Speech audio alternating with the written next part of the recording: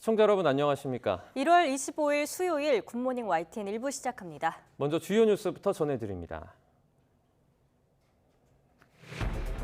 설 연휴가 끝나고 다시 일상이 시작되는 오늘 전국에 한파특보가 내려진 가운데 서울 아침 기온이 어제보다 더 낮은 영하 18도까지 떨어지는 등 올겨울 최강 한파가 절정에 달하겠습니다.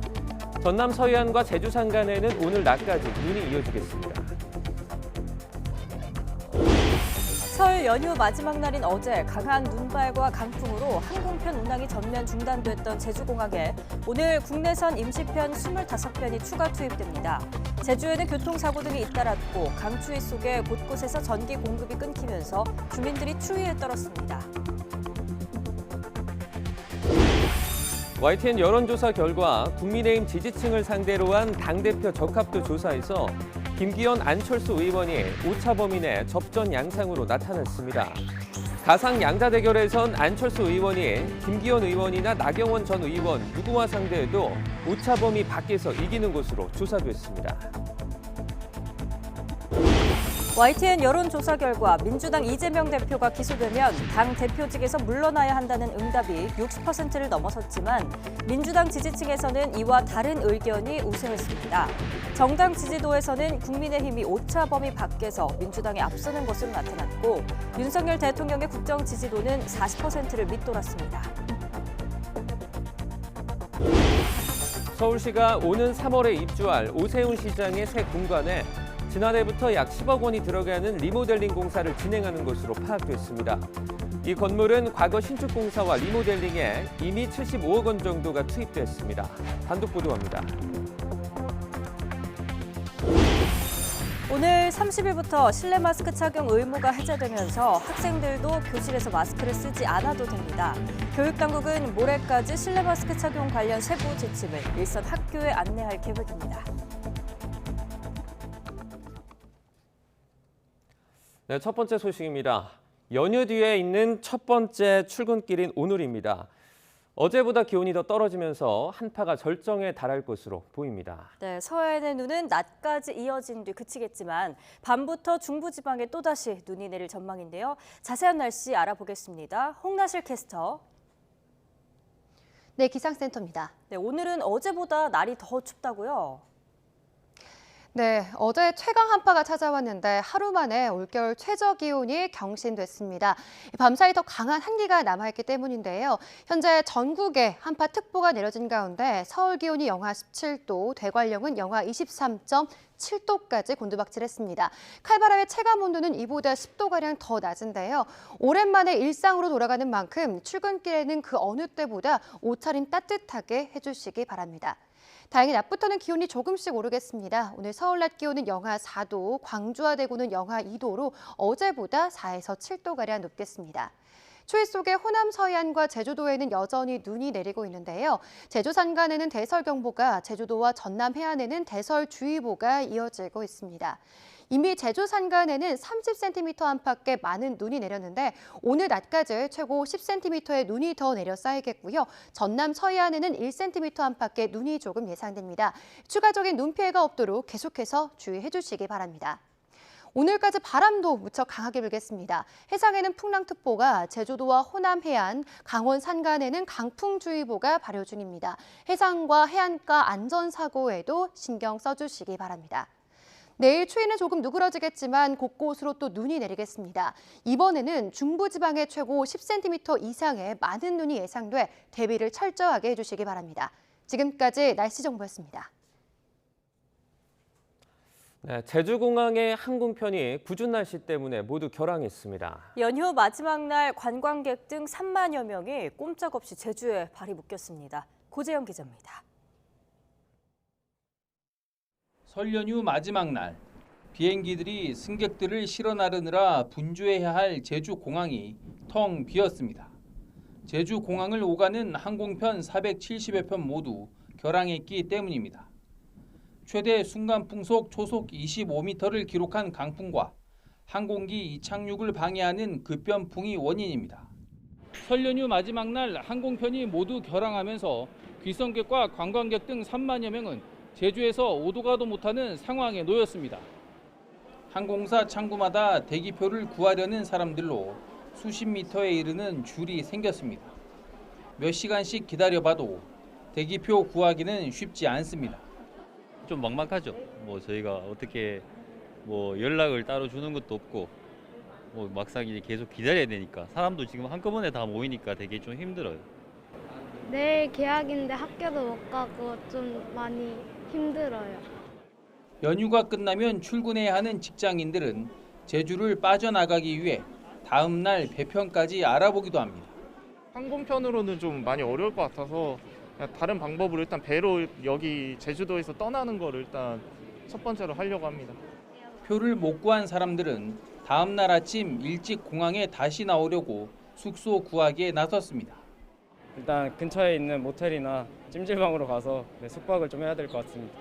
내일도 일찍 아침부터 와서 기다려야 될 것 같아요. 줄 서서 집에 갈 수 있도록. 항공편 전면 결항에 따라 제주도는 물품 등을 체류객에게 지원할 계획이고 공항 측도 항공편 운항이 재개되면 항공편을 증편할 방침입니다. YTN 고재영입니다. 한국공항공사 제주공항은 항공기 운항이 재개되면 국내선 임시편 25편을 추가 투입해 승객들을 수송할 계획이라고 밝혔습니다. 이에 따라 임시편을 포함해 오늘 하루 제주공항에서 출발 256편과 도착 258편 등 모두 514편이 운항될 예정입니다. 제주지방항공청 등은 또 결항편 승객을 수송하기 위해 오늘 김포공항 야간 이착륙 허가 시간을 내일 새벽 1시까지 2시간 연장한다고 전했습니다. 제주지방항공청은 오늘 오전 9시쯤부터 제주공항의 기상이 호전돼 항공기 운항이 순차적으로 재개될 것으로 예상했습니다. 하늘길뿐 아니라 바닷길도 막혔습니다. 전국 해상에서 파도가 높게 일면서 여객선 운항이 전면 통제됐습니다. 각자 이유가 있겠지만 부모님을 찾아뵈러 또 가족들을 만나러 섬을 방문했던 귀성객들의 발길 역시 꼼짝없이 묶였는데요. 뱃길이 정상화되려면 시간이 더 걸릴 거로 보입니다. 차상은 기자입니다. 눈발이 쏟아지는 전남 목포 여객 터미널. 출항하지 못한 배들이 부두에 묶여 있습니다. 설 연휴 마지막 날 풍랑특보가 내려지면서 여객선 입출항이 전면 통제된 겁니다. 섬에 사는 부모님을 찾아뵀던 이들은 뱃길이 끊기면서 귀경길에 오르지 못했습니다. 부중 세러 왔다가 다 오늘 갔어야 되는데 내일들 출근들을 해야 되는데 출근 못하는 분들이 지금 애로사항들이 많고 자식들보다도 이제 부모들이 걱정이 더 큰 거예요. 지난 23일 오후 인천과 경기 앞바다에 내려진 풍랑주의보는 서해와 남해, 제주와 동해 지역으로 확대됐고 일부 지역은 풍랑 경보로 강화됐습니다. 이 때문에 인천과 목포, 제주와 포항 등 국내 여객선 터미널에 86개 항로 여객선 100여 척의 운항은 모두 중지됐습니다. 연휴를 맞아 고향을 방문했거나 여행길에 올랐던 사람들의 발이 모두 묶였습니다. 오늘 하루 종일 끝까지 통제고요. 내일 기상은 저희도 내일 6시 한 20분 그 전후로 봤기 때문에 그 이후로 안내해드릴 수가 있어요. 전남 여수에서는 정박 중이던 어선 8척이 호줄이 끊겨 강풍에 표류하는 사고가 발생해 해경이 안전조치에 나서기도 했습니다. 기상청은 연휴 다음 날 오전까지 강한 바람과 파도가 계속될 거로 전망해 뱃길 정상화까지는 다소 시간이 걸릴 것으로 보입니다. YTN 차상입니다. 영하의 강추위가 이어진 가운데 밤사이 의정부와 대전에서는 정전이 일어나 주민들이 추위에 떨었습니다. 폭설과 강풍이 동시에 덮친 제주에서도 버스가 신호등을 들이받고 공사장 펜스가 떨어져 나가는 등 사고가 잇따랐습니다. 황윤태 기자입니다. 칠흑 같은 어둠에 쌓인 집에서 냉장고도 보일러도 작동하지 않습니다. 어제 저녁 5시 10분쯤 경기 의정부시 밀락동 일대에 정전이 발생한 겁니다. 정전 여파로 인근 40여 세대에 6시간 넘게 전기가 끊겨 추위에 떨어야 했습니다. 바닥도 안 되고 엘리베이터도 안 되고요. 지금 아무것도 안 돼가지고 전기장판도 안 되잖아요. 너무 추워서 마트에 갔다가 복구됐나 하고 왔는데 또 안 됐어요. 한국전력은 강추위의 영향이 없다고 보긴 어렵다면서도 변압기를 교체해 정확한 원인을 파악하고 있다고 밝혔습니다. 정전은 대전에서도 이어졌습니다. 어제 저녁 7시 반쯤 대전 유성구 일대에 대규모 정전이 발생했습니다. 이 정전으로 아파트 1천여 세대를 포함해 인근 주택가에도 전기 공급이 중단됐습니다. 원인은 뭐 자연재해 아니면 저희 문제일 가능성이 있는데 공사는 저희가 하는 게 아니라 저희 전기공사업체하고 하거든요. 그런 시간을 고려하면 저희가 정확히 대략 몇 시간 정도 걸리나 말씀드리는 40여 분 만에 아파트 일부에 전기 공급이 재개됐는데 주택가에는 늦은 밤에야 전기가 들어왔습니다. 한전은 지상계획이 불량으로 정전이 일어난 것으로 보고 정확한 사고 원인을 조사 중입니다. 폭설과 강풍이 동시에 덮친 제주에서는 어제 하루 동안 40건의 피해 신고가 소방서에 접수됐습니다. 눈길에 미끄러진 버스가 신호등을 들이받아 승객 2명이 다친 것을 포함해 하루에만 빙판길 사고 14건이 일어나 20명이 병원으로 이송됐고 공사장 펜스가 떨어져 나가 소방관들이 안전조치에 나서기도 했습니다. YTN 황윤태입니다.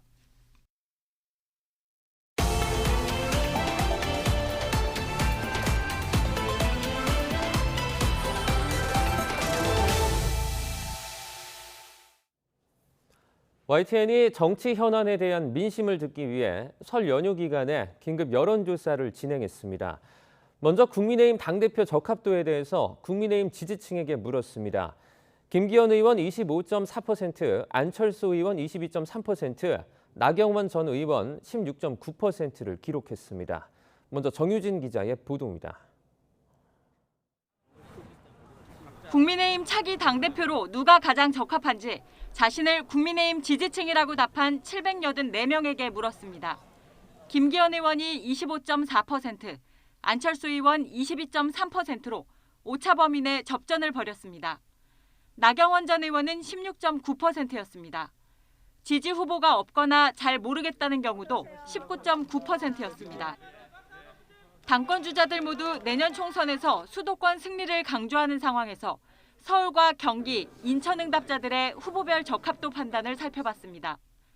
서울에서는 김기현 의원이 25.5%, 안철수 의원이 17.1%, 나경원 전 의원이 15.6%로 나타났습니다.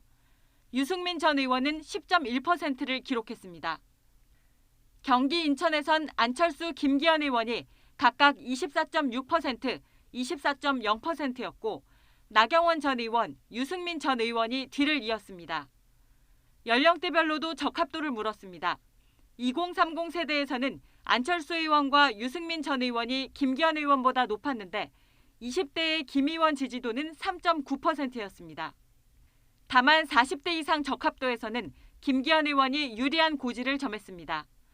연령대별 적합도 조사 결과를 볼 때 당권 주자들의 세대별 공략법도 중요 관전 포인트가 될 것으로 보입니다. YTN은 정확도를 높이기 위해 국민의힘 당대표 적합도의 경우 전국 국민의힘 지지층 784명을 전화 면접 조사했고 표본 오차는 플러스 마이너스 3.5%포인트로 나타났습니다. 이는 지금까지 공개된 국민의힘 당권 관련 전화 면접 여론조사 가운데 최다 표본의 최소 오차입니다. YTN 정유진입니다. YTN은 이번 국민의힘 전당대회에 도입된 결선 투표를 가정해 국민의힘 지지층을 상대로 가상 양자 대결도 조사했습니다.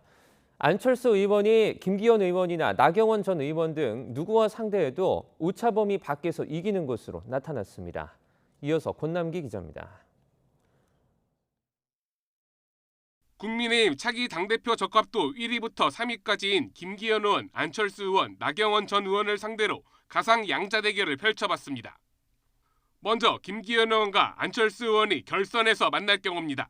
국민의힘 지지층의 49.8%는 안철수 의원을, 39.4%는 김기현 의원을 지지한다고 답했습니다. 오차 범위 밖에서 안철수 의원이 김기현 의원을 앞섰습니다. 나경원 전 의원과 안철수 의원의 가상 양자 대결 결과입니다. 안철수 의원 52.9%, 나경원 전 의원 33.7%로 역시 오차 범위를 넘어 안철수 의원이 나경원 전 의원을 앞질렀습니다. 김기현 의원과 나경원 전 의원이 결선에서 맞붙을 경우엔 김 의원이 오차 범위를 넘어 우세했습니다. 김기현 의원 46.3%, 나경원 전 의원 35.1%로 나타났습니다. 당권 주자들이 하나같이 강조하는 내년 4월 총선 승리에 누가 도움이 될지 국민의힘 지지층을 상대로 물었습니다. 오차 범위 안에서 안철수, 김기현 의원이 경합을 벌였고 나경원 전 의원과 유승민 전 의원이 뒤를 이었습니다. YTN 권남기입니다. 검찰 수사를 받는 더불어민주당 이재명 대표와 관련해 재판에 넘겨지면 당 대표직을 내려놓아야 하는지 물었습니다. 전체 응답자 중에 사퇴해야 한다는 답이 64%에 달했는데 민주당 지지층에선 33%에 그치며 대표직을 유지해야 한다는 여론이 높았습니다. 조성호 기자의 보도입니다. 민주당 이재명 대표가 당 대표로서 직무 수행을 어떻게 하고 있는지 물었습니다. 잘하고 있다는 응답이 35.5%로 당 지지율을 웃돌았지만 잘못한다는 유권자가 절반을 넘었습니다. 성남FC 후원금 의혹과 대장동 위례 사건, 변호사비 대납 의혹 등 이 대표 관련 검찰 수사의 성격도 질문했습니다. 개인에 대한 비리 수사라는 응답이 53%로 야당 탄압용 정치 수사라는 응답 33.8%보다 많았습니다. 40대에서만 야당 탄압이라는 답변이 많았고 나머지 연령대에선 개인 비리 수사라는 답변이 우세했습니다. 민주당 지지층으로 대상을 좁히니 10명 가운데 7명이 야당 탄압이라고 답했습니다. 이들 사건으로 이 대표가 재판에 넘겨질 경우 거취에 대해서는 대표직을 사퇴해야 한다는 의견이 63.8%로 유지해야 한다는 의견보다 2배 이상 높았습니다. 반면에 민주당 지지층에선 검찰이 기소하더라도 대표직을 지켜야 한다는 의견이 60.7%로 우세했습니다. 지지층 가운데 사퇴해야 한다는 응답은 33.4%였습니다.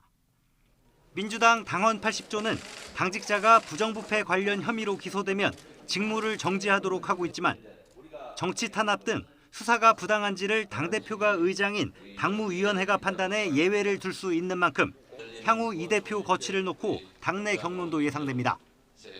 YTN 조성호입니다. YTN의 여론조사 결과 윤석열 대통령의 국정 지지도는 38.9%로 나타났고 정당 지지도에선 국민의힘이 오차범위 밖에서 더불어민주당에 앞섰습니다. YTN이 엠브레인 퍼블릭에 의뢰해서 전국 유권자 2,002명에게 물은 결과 윤 대통령이 직무 수행을 잘하고 있다는 긍정평가가 38.9%, 잘 못하고 있다는 응답이 54.2%로 집계됐습니다. 나이별로는 대부분 부정평가가 높았는데 60대 이상에서만 잘한다는 대답이 62.1%로 잘 못한다는 응답 30.2%의 2배 이상이 나왔습니다. 지역별로도 보수세가 강한 대구, 경북과 부산, 울산, 경남을 제외한 모든 권역에서 윤 대통령이 잘못한다는 대답이 많았습니다. 정당 지지도는 국민의힘 36.6%, 더불어민주당 31.3%, 정의당 4.5%였고 지지정당이 없다는 응답도 24.4%를 차지했습니다. 이번 조사는 YTN이 엠브레인 퍼블릭에 의뢰해서 지난 22일부터 이틀간 전국 유권자 2,002명을 상대로 구조화된 설문지를 통한 전화 면접 방식으로 진행됐습니다. 오차 범위는 95% 신뢰 수준에 플러스 마이너스 2.19%포인트고 전체 질문지 등 자세한 내용은 중앙선거 여론조사심의위원회 홈페이지를 참조하면 됩니다. 이재명 민주당 대표 출석을 앞두고 대장동 수사팀은 연휴도 반납한 채 조사 준비에 집중했습니다. 조사해야 할 사업 과정이 10년치에 달하는 만큼 검찰은 방대한 내용을 확인하기 위해서 질문지를 다듬고 보완한 거로 전해졌는데요. 김다연 기자가 보도합니다.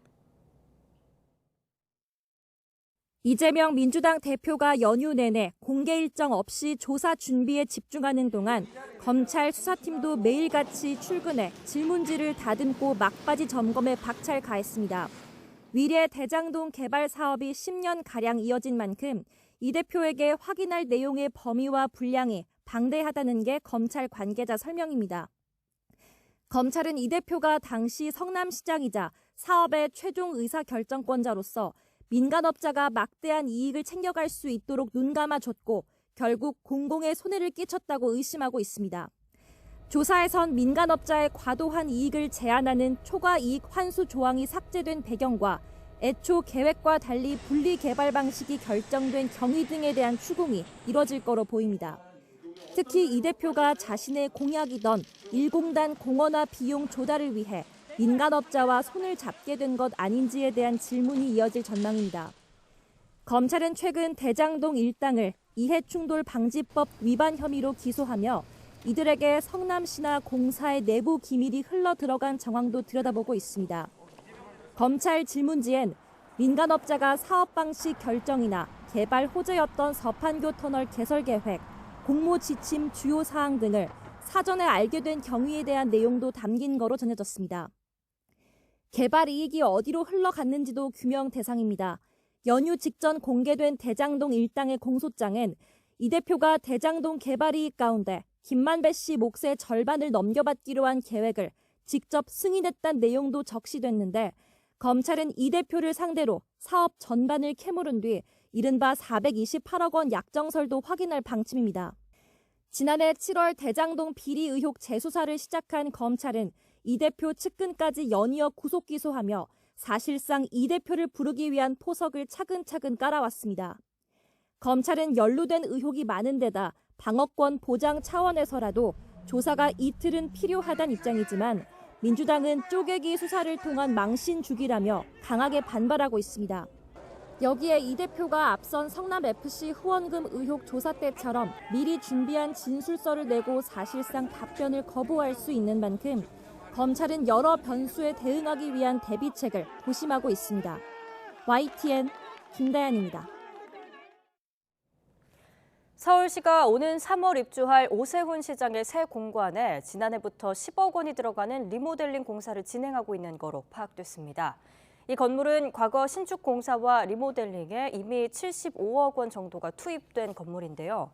YTN 취재 결과 서울시는 서울 한남동에 있는 파트너스 하우스를 기존의 문화 콘텐츠 기업 사무공간에서 글로벌 비즈니스 지원 공간으로 바꾼다는 이유로 지난해 11월 무렵부터 계약상 9억 7천만 원을 들여서 리모델링 공사를 진행한 거로 확인됐습니다.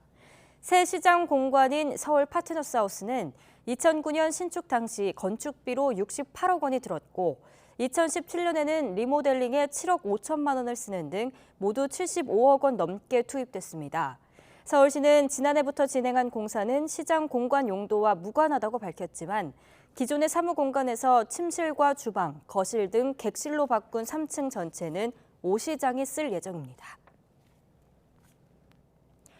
실내 마스크 착용 의무가 30일부터 사라지면서 학생들도 교실에서 마스크를 쓰지 않고 수업을 받을 수 있게 됩니다. 교육당국은 이번 주 금요일까지 실내 마스크 착용 관련 세부 지침을 일선 학교에 안내할 계획입니다. 최명신 기자입니다. 오는 30일부터 대중교통과 병원에서는 여전히 마스크를 써야 하지만 학교는 제외됐습니다. 코로나19 발생 이후 3년여 만에 교실에서도 노마스크가 가능해진 겁니다. 학교와 학원, 어린이집 보육 시설도 지금 의무 해제 제외 대상이 아니기 때문에 마찬가지로 과태료 부과 대상에서 동일하게 제외됩니다. 30일부터 다음 달 3일까지 일주일 동안 개학하는 전국의 초중고등학교는 1,740여 곳입니다. 2월 첫째 주 겨울방학이 끝나는 중고등학교도 1,160여 곳에 이릅니다. 이에 따라 초중고등학교의 25%가량인 2,900여 개 학교 학생들이 개학 당일 노마스크 교실에서 친구들을 만날 수 있게 됐습니다. 그동안 교육 현장에선 마스크가 입모양을 가리는 탓에 의사소통을 어렵게 하고 아이들의 언어 발달과 사회성 함양을 해친다는 지적이 많았습니다. 다만 일각에선 영유아의 경우 백신 접종률이 높지 않은 데다 마스크가 코로나19와 겨울철 독감 예방에 어느 정도 역할을 했다는 인식이 있는 만큼 우려가 있는 것도 사실입니다. 교육부는 관련 세부 지침을 이번 주 금요일까지 각 시도교육청과 학교에 안내할 예정입니다. 방역당국이 유증상자나 고위험군인 경우 또 다수가 밀집한 상황에서 함성이나 합창 등으로 비말 생성 행위가 많은 경우 마스크 착용을 권고한 만큼 학교 음악실에서 합창하는 경우나 체육관에서 응원하는 경우 등 구체적인 사례에 대한 마스크 착용 기준이 담길 것으로 보입니다. YTN 최명신입니다.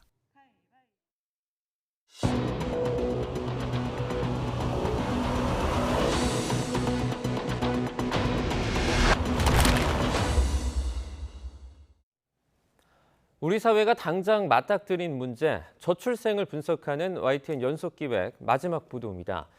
저출생 문제를 어떻게 해결할 수 있을지 인구학자와 교수, 연구자들을 만나서 방법을 물었는데요. 전문가들은 애초에 저출생을 바라보는 시각부터 바꿔야 한다고 강조했습니다. 어떤 방식을 조언했는지 강민경 기자가 정리했습니다. YTN이 만난 전문가들은 모두 저출생을 출산의 영역에 국한해서 보면 안 된다고 강조했습니다.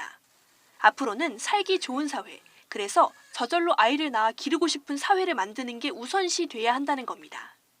우리나라의 저출산 정책, 인구 정책의 가장 한계는 국정 기조로 다가와야 할 문제를 자꾸 사업으로 접근하고 있다는 거예요. 진짜로 우리 저출산을 어렵게 하는 일가정 양육 문제라든가 근로시간의 문제, 주거 문제, 교육 문제 이런 문제 해결되지 않으니까 체감되지 않고 있는 측면도 굉장히 많다고 하겠습니다. 전문가들은 경제와 사회 그리고 가치라는 세 가지 키워드로 저출생 문제를 바라봐야 한다고 설명했습니다. 우선 청년과 중장년층이 예측 가능한 삶을 사는 사회 구조를 만드는 게 중요하다고 강조했습니다.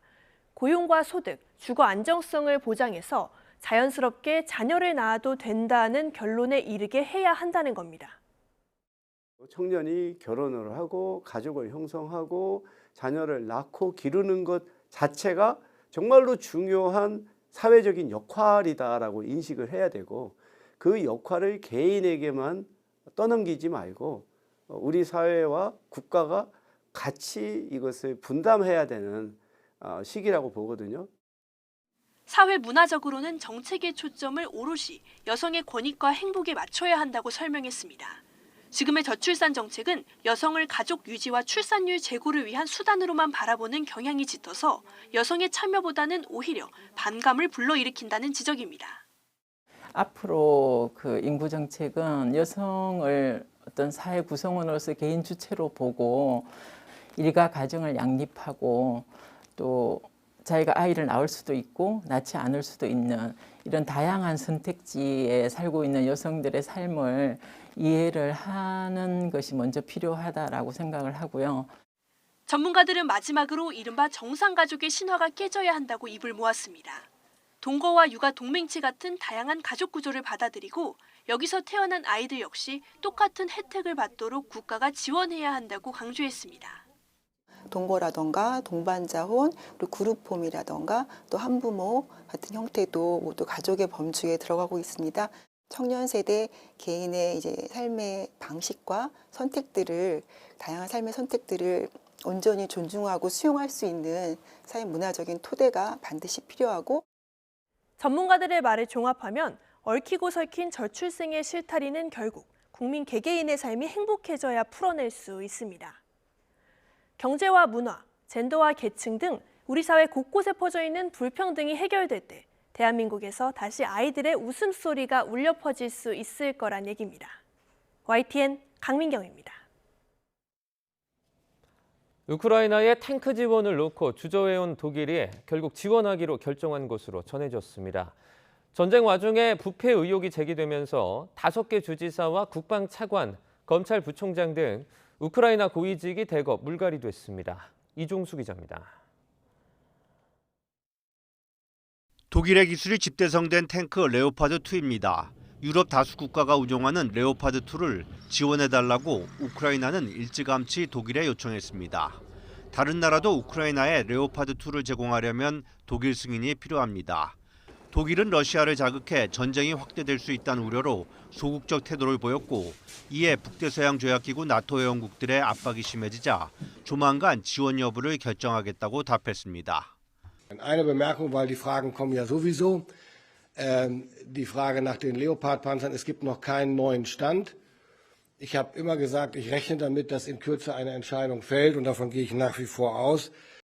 로이터 통신과 슈피겔은 올라프 숄츠 독일 총리가 우크라이나에 레오파드2를 지원키로 했고 다른 국가들이 우크라이나에 지원할 수 있도록 재수출도 허용하기로 했다고 보도했습니다. 그동안 우크라이나에 대한 서방의 탱크 지원이 주춤한 사이 러시아는 자포리자주 남부전선에서 우크라이나군을 거세게 밀어붙이고 있다고 미 월스트리트 저널은 비판했었습니다. 전쟁 와중에 우크라이나가 5개 주지사 등 고위직을 대거 물갈이했습니다. 현지 시간 24일 사임하거나 해임된 관료 중에는 키이우, 수미, 드니프로 페테르우스크, 헤르손, 자포리자 등 러시아와 주요 전투가 벌어진 5개 주 주지사가 포함됐습니다.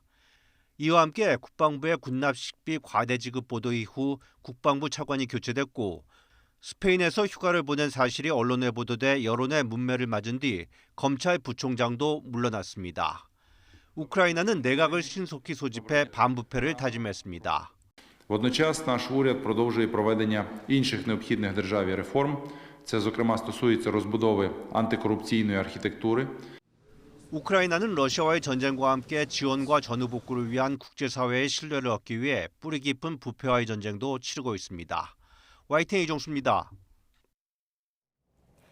김정은 북한 국무위원장이 지난 2018년 트럼프 행정부와 대화 국면에서 자신이 중국으로부터 안전하려면 주한미군이 필요하다고 말했다며 당시 북미 협상에 관여한 마이크 폼페이오 전 국무장관이 밝혔습니다.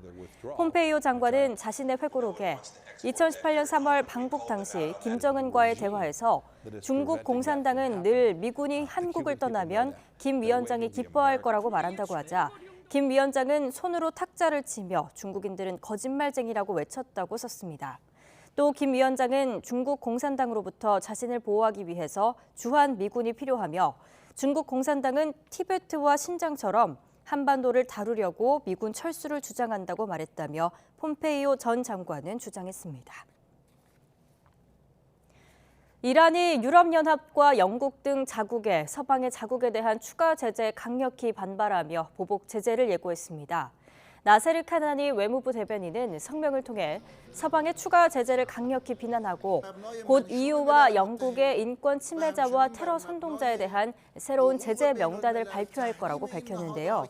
앞서 EU는 벨기에 브뤼셀에서 외무장관 회의를 열고 이란 내 반정부 시위를 가혹하게 진압해 인권을 침해했다는 이유로 이란 혁명 수비대를 포함해 19개 기관 등에 대한 추가 제재를 단행했습니다.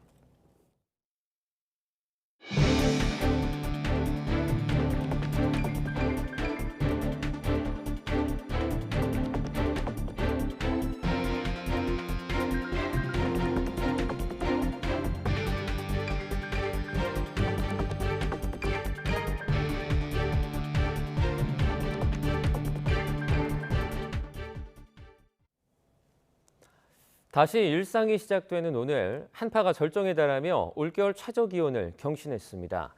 서해안의 눈은 낮까지 이어진 뒤 그치겠지만 밤부터 중부지방에 많은 눈이 예보돼 주의가 필요합니다. 자세한 날씨 알아보겠습니다. 홍나실 캐스터. 네, 기상센터입니다. 하루 만에 올겨울 가장 낮은 기온을 보이고 있죠.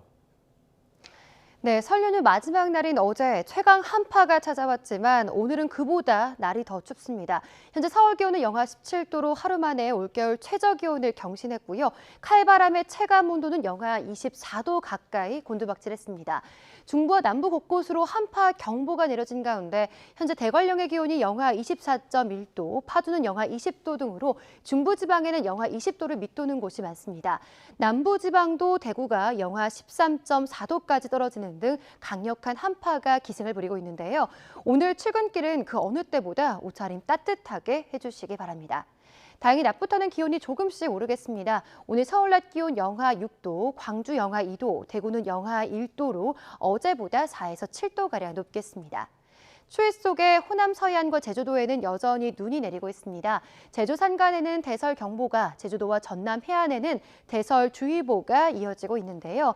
이미 제주 산간에는 30cm 안팎의 많은 눈이 내렸는데 오늘 낮까지 최고 10cm의 눈이 더 내려 쌓이겠고요. 전남 서해안에는 1cm 안팎의 눈이 조금 더 예상됩니다.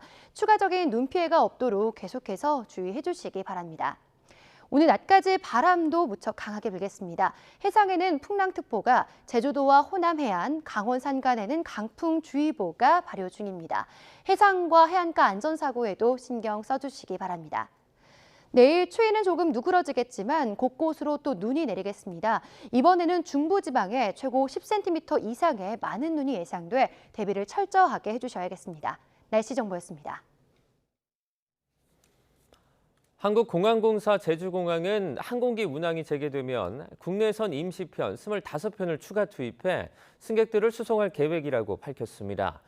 이에 따라 임시편을 포함해 오늘 하루 제주공항에서 출발 256편과 도착 258편 등 모두 514편이 운항될 예정입니다.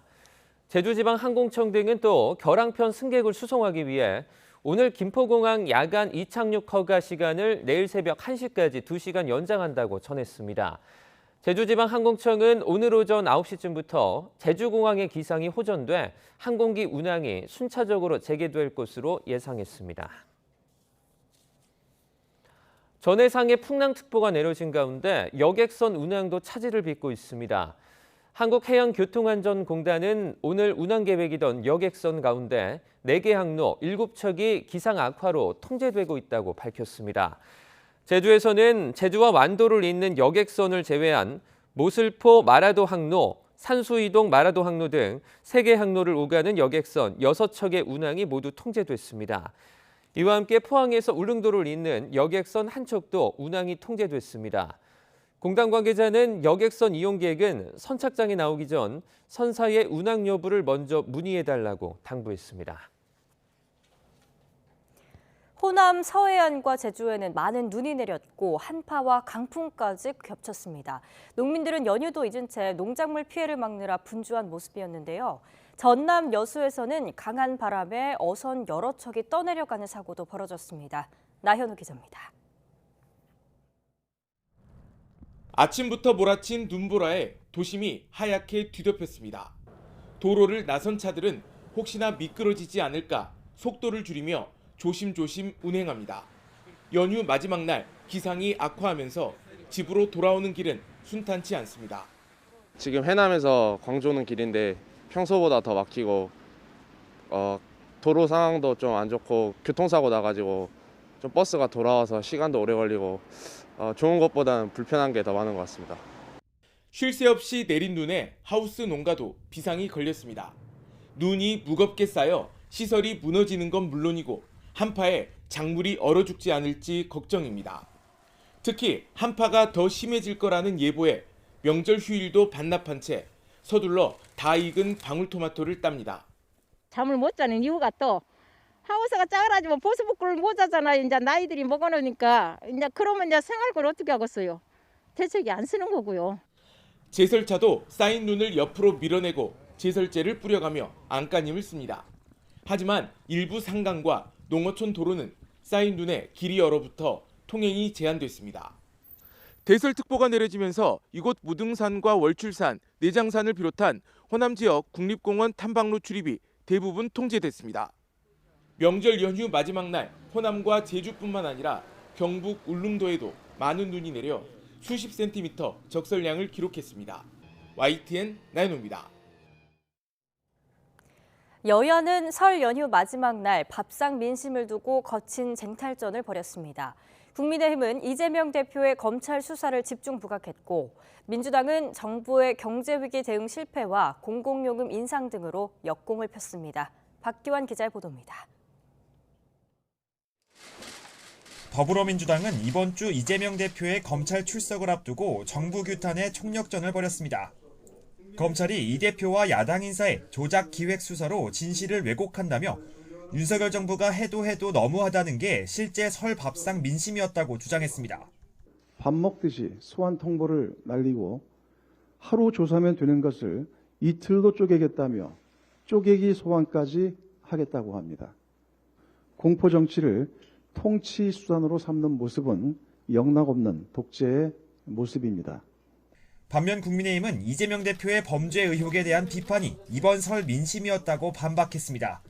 특히 야당 탄압이라는 민주당의 주장에 친문 검찰은 정치 검찰이 아니었느냐며 역공을 폈습니다. 친문 검사들에 의해서 이 수사가 막혀 있었고 진행을 더 이상 안 시켜놨던 것들을 수사하는 검찰을 정치 검찰이라고 하는 것은 있을 수가 없는 이야기다. 급격하게 인상됐거나 예고된 난방비 등 공공요금과 추가 경정 예산 등을 두고도 책임 공방이 이어졌습니다. 민주당이 난방비 폭탄과 경제 위기에도 정부가 대처하지 못한다며 이 대표가 제시한 민생 대책을 꺼내들자 국민의힘은 전 정부에서 요금 인상을 막은 부담이 윤석열 정부에 떠넘겨진 거라면서 더 이상의 포퓰리즘은 안 된다고 선을 그었습니다. 고금리, 고물가, 또 계속되는 전기료와 가스비 인상 등등 때문에 늘어나고 있는 서민들의 고통과 경제 양극화 등에 대한 해결책을 진지하게 협의하고 집권 시절 실정으로 인한 민생의 고통에 또다시 지원금 카드를 던지며 악의 순환을 하자고 국민을 선동하고 현 정부의 재정 건전화 기조에 찬물을 끼얹고 있습니다. 향후 전국 주도권에 영향을 줄 설 밥상 민심의 향배가 주목되는 가운데 이재명 대표에 대한 검찰 수사가 속도를 내면서 여야의 공방도 더 거칠어질 전망입니다. YTN 박견입니다. 설 연휴 마지막 날에도 국민의힘 당권 주자인 김기현 의원과 안철수 의원은 서로를 향해서 날선 신경전을 이어갔습니다. 전당대회 출마 여부를 놓고 자맹을 이어가던 나경원 전 의원은 오늘 공식 입장을 발표합니다. 엄윤주 기자입니다. 연휴 마지막 날 김기현 의원이 오찬을 겸한 기자간담회를 자청했습니다. 오찬 메뉴는 연대와 포용, 탕평에서 한 글자씩 따온 연포탕으로 이 자리에서 김 의원은 자신이야말로 당의 정체성과 뿌리를 지켜왔다고 강조했습니다. 당내 입지가 상대적으로 약한 안철수 의원을 겨냥한 건데 안 의원을 향한 뼈있는 발언도 빼놓지 않았습니다. 철새 정치인이라거나 또는 여기 기웃 저기 기웃하는 그런 모습의 정치인의 삶을 살아오지 않았기 때문에 저야말로 우리 당을 끝까지 그 어려운 탄핵의 역풍을 맞으면서 지금까지 당을 끝까지 지켜왔던 말. 같은 시각 안철수 의원은 북한 이탈 주민 30여 명과 함께 떡국 오찬을 가지며 외연 확장에 힘을 쏟았습니다. 이명박 정부 출신 천영우 전 외교안보 수석을 만난 데 이어 안보 이슈를 꺼내며 전통적 보수층 표심을 자극한 겁니다. 전날 이른바 흑수저 대표론을 꺼내든 김기현 의원을 겨냥해선 직격탄을 날렸습니다. 연포탕을 외치다가 그 다음날 갑자기 또 진흙탕을 외치니까 좀 당혹스럽습니다. 여러 가지 상황이나 뭐 전략에 따라서 자꾸 이야기가 이렇게 왔다 갔다 바뀌는 건 저는 그렇게 바람직한 자세는 아니라고 봅니다. 김기현 의원과 안철수 의원 둘 사이의 신경전이 더욱 격화되고 있는데 윤상현 의원도 김 의원의 당대표 1호 정책 공약인 여성 민방위 훈련 도입에 견제구를 날리며 가세했습니다. 이런 가운데 그간 전당대회 출마를 고심 중이던 나경원 전 의원은 오늘 여의도 당사에서 직접 공식 입장을 밝힐 예정입니다. 앞서 나 전 의원은 설 연휴 기간 정계 입문을 이끌었던 이회창 전 한나라당 총재를 만난 데 이어 측근들과 함께 출마 여부를 두고 고심을 이어간 것으로 알려졌습니다. YTN 엄윤주입니다. YTN이 국민의힘 지지층을 상대로 여론조사를 실시한 결과 김기현, 안철수 의원이 선두를 겨루고 나경원 전 의원이 뒤를 쫓는 2강 1중 구도를 보이는 거로 나타났는데요. 그래픽 함께 보시겠습니다. YTN이 엠브레인 퍼블릭에 의뢰해서 국민의힘 지지층 784명에게 당대표로 누가 가장 적합한지 물은 결과 김기현 의원이 25.4%, 안철수 의원이 22.3%로 오차 범위 내에서 접전을 벌였습니다. 나경원 전 의원은 16.9%로 조사됐습니다. 내년 총선의 최대 승부처인 수도권의 경우 서울에서는 김기현 의원이 25.5%, 안철수 의원 17.1%, 나경원 전 의원이 15.6%를 기록했습니다. 경기 인천에서는 안철수 의원이 24.6%, 김기현 의원이 24%로 나타났고 나경원 전 의원, 유승민 전 의원이 뒤를 이었습니다.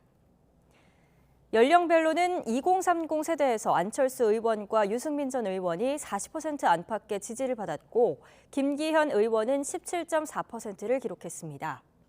다만 40대 이상 적합도에서는 김기현 의원이 안철수 의원이나 나경원 전 의원, 유승민 전 의원보다 높게 나타났습니다. YTN은 이번 국민의힘 전당대회에 도입된 결선 투표를 가정해 가상 양자 대결도 조사했습니다. 국민의힘 지지자들로 물었는데 안철수 의원이 김기현 의원이나 나경원 전 의원 누구와 상대해도 오차 범위 밖에서 이기는 것으로 나타났습니다. 김기현 의원과 안철수 의원이 결선에서 대결을 하면 국민의힘 지지층의 49.8%는 안철수 의원을, 39.4%는 김기현 의원을 지지한다고 대답해 오차 범위를 넘어 안 의원이 김 의원을 앞섰습니다. 나경원 전 의원과 안철수 의원이 결선 투표에서 맞붙을 경우 안철수 의원 52.9%, 나경원 전 의원 33.7%로 역시 오차 범위를 넘어 안 의원이 나 전 의원을 앞질렀습니다. 김기현 의원과 나경원 전 의원이 결선 투표를 치르면 김기현 의원이 46.3%, 나경원 전 의원이 35.1%로 김 의원이 오차 범위 밖에서 나 전 의원을 눌렀습니다. 국민의힘 지지층에게 여당의 총선 승리에 가장 도움이 될 인물이 누구라고 생각하는지도 물었습니다. 오차 범위 안에서 안철수, 김기현 의원이 경합을 벌였고 나경원 전 의원, 유승민 전 의원 등의 순으로 나타났습니다. YTN이 실시한 여론조사 결과 윤석열 대통령의 국정 운영에 대해서 잘한다는 긍정응답이 38.9%, 잘 못한다는 부정응답이 54.2%로 나타났습니다. 정당 지지도는 국민의힘 36.6%, 더불어민주당 31.3%로 국민의힘이 오차 범위 밖에서 민주당에 앞섰습니다. 조은지 기자입니다. 윤석열 대통령이 대통령으로서 일을 잘하고 있다고 생각하는지 물었습니다. 잘하고 있다는 대답이 38.9%, 잘못하고 있다가 54.2%로 집계됐습니다. 매우 잘하고 있다는 평가는 13.8%, 매우 잘못하고 있다는 응답은 33.2%를 차지했습니다. 연령별로도 대부분 부정평가가 높았는데 60대 이상에서만 잘한다는 대답이 2배 이상 나왔습니다. 지역별로는 보수세가 강한 대구, 경북과 부산, 울산, 경남을 제외한 모든 권역에서 윤 대통령이 잘못한다는 대답이 많았습니다. 정당 지지도는 국민의힘 36.6%, 더불어민주당 31.3%, 정의당 4.5%였고 지지정당이 없다는 응답도 24.4%를 차지했습니다.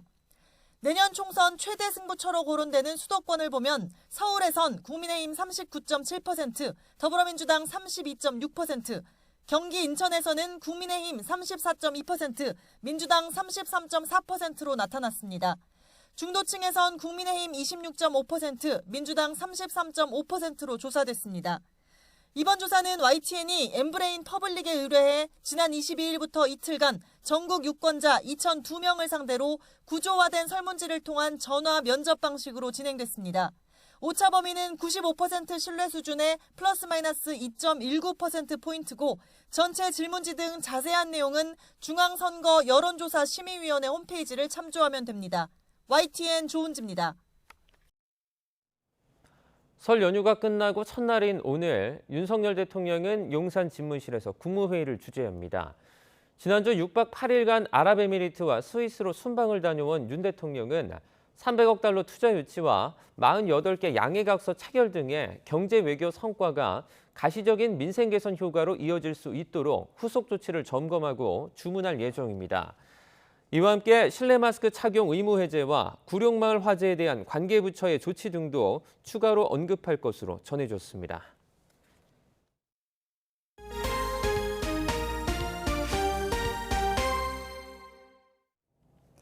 북한의 열병식이 임박한 정황이 속속 포착되고 있습니다. 다음 달 8일이나 16일 개최가 유력한데요. 동원된 트럭만 700대를 넘는 거로 추정되는 만큼 이번 열병식은 대규모로 진행될 거로 예상됩니다. 한연희 기자입니다. 북한 전문 매체 38노스가 공개한 지난 21일 평양 김일성 광장의 모습입니다. 광장을 가득 채울 정도의 인원이 밀집해 글자를 만들었는데 민간 위성을 통해서도 형체가 확인될 정도로 거대합니다.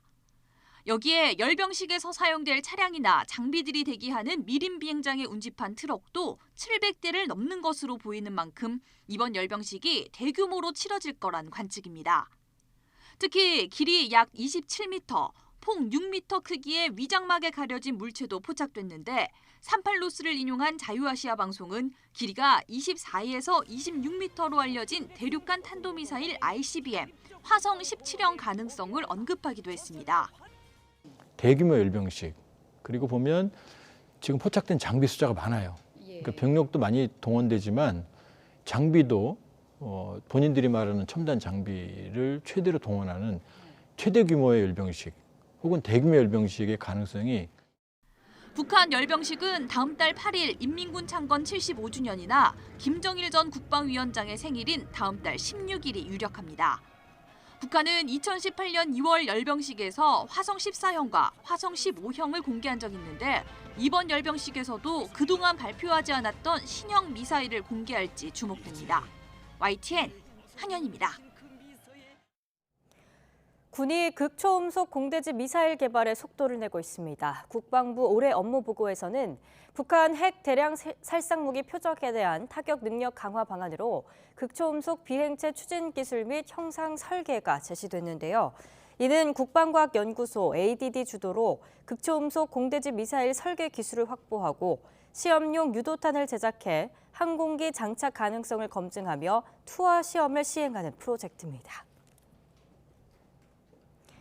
미국 로스앤젤레스 인근 몬터레이 파크에 있는 댄스 교습소에서 현지 시간 21일 발생한 총기 난사 사건으로 숨진 피해자 중 중국 국민이 포함됐다고 중국 정부가 밝혔습니다. LA 주재 중국 총영사관은 어제 대변인이 기자의 질문에 답하는 형태로 홈페이지에 올린 글에서 중국 국민이 이번 사건 중에 불행히 사망한 거로 확인됐다고 밝혔습니다. 중국 관영 신화통신은 중국 국적 사망자가 최소 1명이라고 전했습니다. 총영사관은 우리는 미국 측과 협력하며 사태 수습에 최선을 다하고 있다고 덧붙였습니다. 유럽연합 등 서방이 이른바 히잡 시위에 대한 이란 당국의 강경 진압과 관련해 추가 제재를 단행했습니다. 이란도 서방의 추가 제재에 보복 제재를 예고해 서방과 이란 간의 관계가 강대강의 악화 일로를 걷고 있습니다. 보도에 김상우 기자입니다. 이란에서는 지난해 9월 히잡을 제대로 쓰지 않았다가 체포돼 경찰서에서 의문사한 20대 마흐사 아미니 사건이 촉발한 반정부 시위가 넉 달 이상 계속되고 있습니다. 국제인권단체에 따르면 이란 당국의 강경 진압으로 시위 참가자 가운데 500여 명이 숨졌고 18,000여 명이 체포됐습니다. 또 시위자 중 40여 명에게는 사형 선고가 내려졌고 특히 사형 집행이 이어지고 있습니다.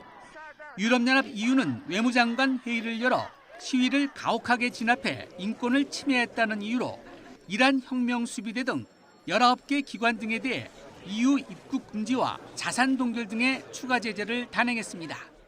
Wir erleben in Iran nach wie vor ein brutales Vorgehen des Regimes gegen die eigene Bevölkerung. Das iranische Regime, die Revolutionsgarden terrorisieren ihre eigene Bevölkerung Tag für Tag. 영국과 미국도 이란 기관과 고위직 인사 등에 대해 EU와 같은 명목의 비슷한 추가 제재를 단행했습니다. 현재 이란은 핵무기 개발 등의 이유로 경제 분야 등의 제재를 받고 있는 상태입니다. Today we are united with our allies and partners in the need to confront Iran's leadership for its human rights abuses. 이란은 EU 등 서방의 제재에 발끈했습니다. EU 등이 자국 인권을 침해하고 시위를 조장하고 있다며 관련자에 대해 맞대응 제재를 하겠다고 밝혔습니다. بر مبنای منشور ملل متحد و همچنین بر مبنای حقوق بین الملل تحریم این نهاد حاکمیتی نقض صریح منشور هست. 미국과 영국에 이어 EU까지 추가 제재에 나서면서 서방과 이란 간의 관계는 그야말로 강대강 악화 일로를 걷고 있습니다. YTN 김상우입니다.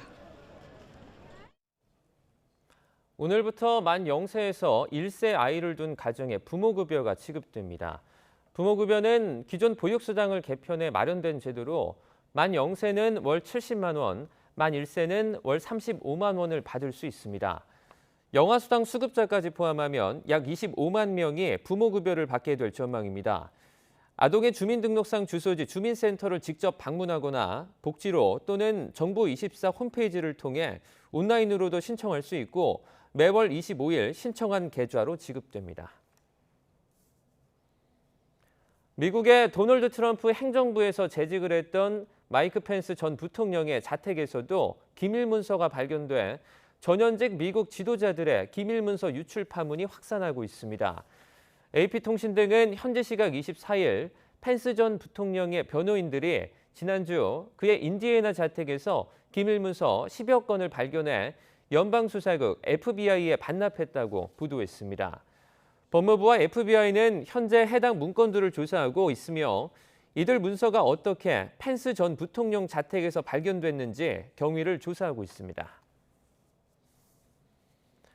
최근 기밀 문건 유출로 곤욕을 겪고 있는 조 바이든 미국 대통령이 도널드 트럼프 전 대통령에게 여론조사에서 다시 뒤지는 것으로 나타났습니다. 에머슨 대가 지난 19일부터 사흘간 미국 유권자 1,000명을 대상으로 2024년 대선 가상 대결을 벌인 결과 바이든 대통령 41%, 트럼프 전 대통령 44%로 오차 범위인 3% 이내긴 하지만 바이든이 역전당한 것으로 조사됐습니다. 직전 11월 조사에서는 바이든 대통령이 45%, 트럼프 전 대통령 41%로 4%포인트 격차로 앞섰습니다.